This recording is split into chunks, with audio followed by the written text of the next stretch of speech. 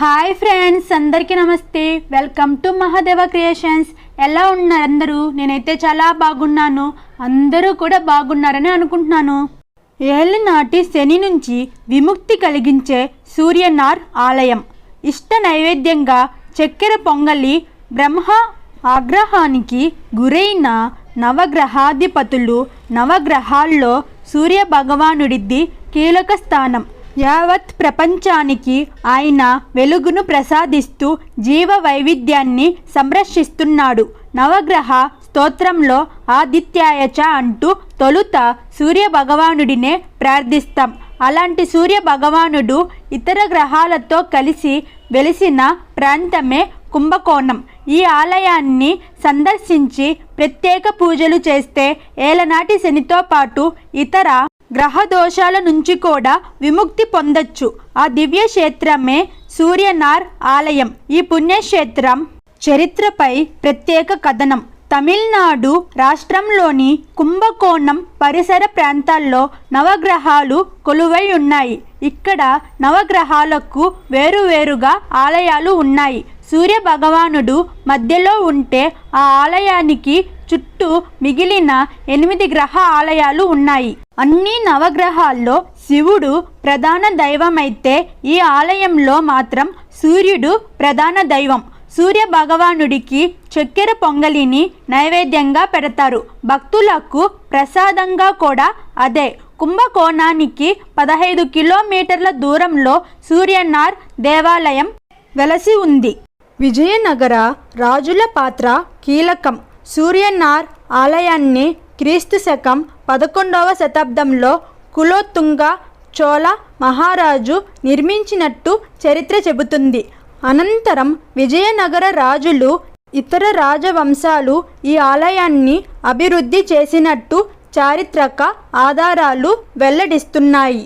5 అంతస్తుల రాజగోపురాన్ని పూర్తిగా గ్రైనైట్తో నిర్మించారు. ఈ ఆలయంలో ఇతర గ్రహాధిపతులకు ప్రత్యేకమైన చిన్న ఆలయాలు కూడా ఉన్నాయి. అలాగే ఆలయ ప్రాంగణంలో విశ్వనాథ, విశాలాక్షి, నటరాజ, శివగామి, వినాయక, మురుగన్ విగ్రహాలు ఉన్నాయి. వీటితో పాటు ప్రధాన ఆలయ మందిరానికి అతి సమీపంలోనే బృహస్పతి ఆలయం ఉంది. 2 భార్యలతో సూర్యదేవుడు ఈ ఆలయంలోనే మూల విరాట్ అయిన సూర్య భగవానుడు తన 2 సతులైన ఉషా, ప్రత్యూషలతో ఆసీనులై భక్తులకు దర్శనమిస్తుంటాడు.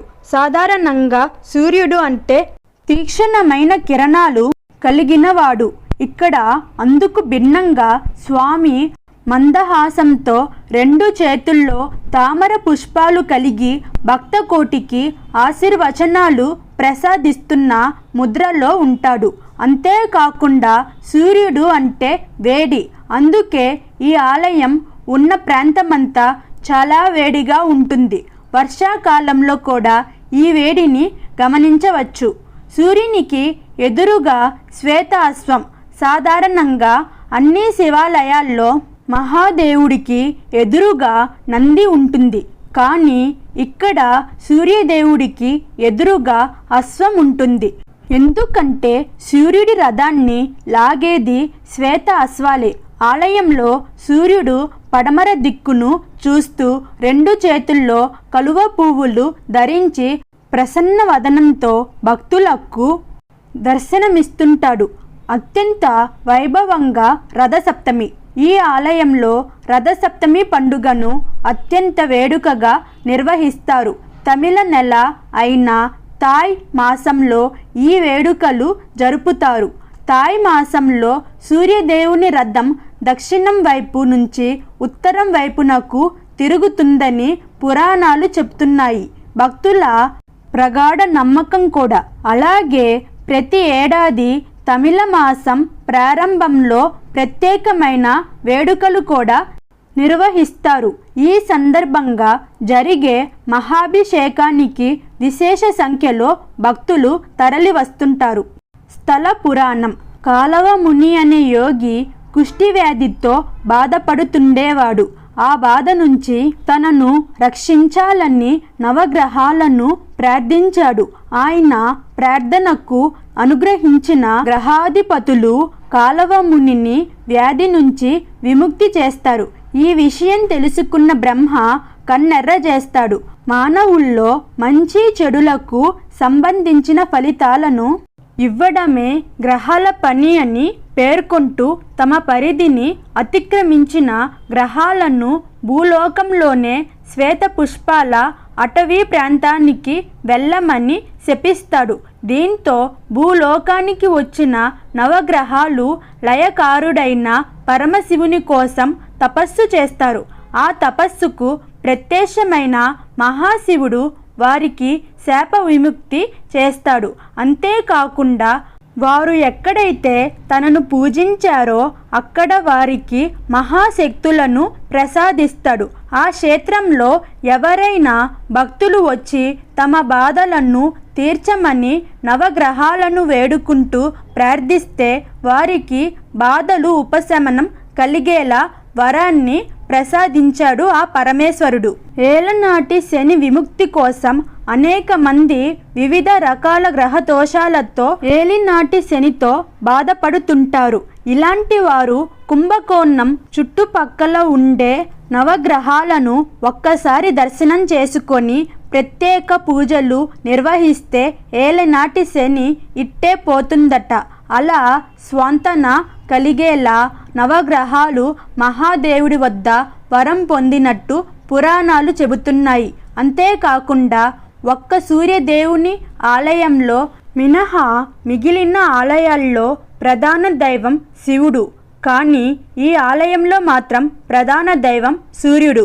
సూర్య భగవానుడితో పాటు గరుడిని 11 ఆదివారాలు పూజిస్తే ఏలినాటి శనితో పాటు ఇతర గ్రహ దోషాలు తొలగిపోతాయి. ఇందుకోసం ప్రత్యేకంగా నాడీ పరిహారం, నవగ్రహ హోమాలు, సూర్య అర్చన వంటి పూజలు నిర్వహిస్తారు. తులాభారంలో భాగంగా తమ బరువుకు సమానమైన గోధుమ, బెల్లం తదితర వ్యవసాయ ఉత్పత్తులను ఈ ఆలయానికి సమర్పించుకుంటారు. సందర్శించు సమయం ఉదయం 6 గంటల నుండి 11 గంటల వరకు మరియు తిరిగి సాయంత్రం 4 గంటల నుండి రాత్రి 8 గంటల వరకు. సూర్యనార్ కోయల్లోను చుట్టుపక్కల ఉన్న పర్యాటక ప్రదేశాలు తిరుమంగళకుడిలోని ప్రాణనాథేశ్వర ఆలయం, కంజనూర్లోని అగ్నీశ్వర స్వామి ఆలయం, వినస్ గ్రహ నవగ్రహ ఆలయం. ఎలా చేరుకోవాలి? సూర్యనార్ ఆలయం ఉన్న ప్రాంతానికి సమీపంలోనే కుంభకోణం పట్నం ఉంది. ఇక్కడ అన్ని రకాల రవాణా వసతులు, బస సౌకర్యాలు అందుబాటులో ఉంటాయి. కుంభకోణానికి 15 కిలోమీటర్ల దూరం. కుంభకోణం లేదా తంజావూరు రైల్వే స్టేషన్ నుంచి ప్రభుత్వ, ప్రైవేటు వాహనాల్లో ఇక్కడకు చేరుకోవచ్చు. అలాగే ఈ ఆలయానికి సుమారు 100 కిలోమీటర్ల దూరంలో తిరుచి విమానాశ్రయం ఉంది. సూర్యనార్ కోయల్ కుంభకోణం నుండి సుమారు 15 కిలోమీటర్ల దూరంలో, స్వామిమలై నుండి 21 కిలోమీటర్ల దూరంలో ఉంది. ఇది మైలాడుతురైకి సుమారు 20 కిలోమీటర్ల దూరంలో ఉంది. ఈ ప్రాంతం నుండి అడుతురై సమీప రైల్వే స్టేషన్. ఇక్కడి నుంచి మనం ప్రైవేట్ ట్యాక్సీలు మాట్లాడుకోవచ్చు. ఈ వీడియో మీకు నచ్చినట్టయితే, ఇన్ఫర్మేటివ్గా అనిపిస్తే ఇలాంటి మరిన్ని వీడియోస్ కావాలంటే నా ఛానల్ని సపోర్ట్ చేయండి. Like, share, subscribe my channel. Thanks for watching.